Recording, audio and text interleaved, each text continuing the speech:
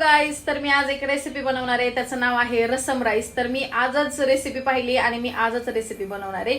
तर व्हिडिओ नक्की एंड पर्यंत वॉच करा आणि मी छानपैकी बघूयात आपण कसं होणार आहे रसम राईस. गाईज, रसम राईस साठी लागणारी सामग्रीमध्ये मिरची, लसूण, कढीपत्ता, टोमॅटो, उभा चिरलेला कांदा, तांदूळ आणि तूर डाळ. तांदूळाच्या प्रमाणापेक्षा तूर डाळ जरा कमी. आणि ह्यामध्ये चिंच आहे जी भिजवलेली आहे मी.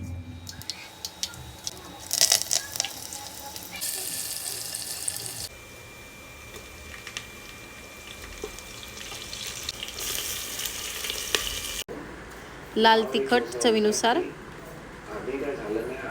धना पावडर, हळद,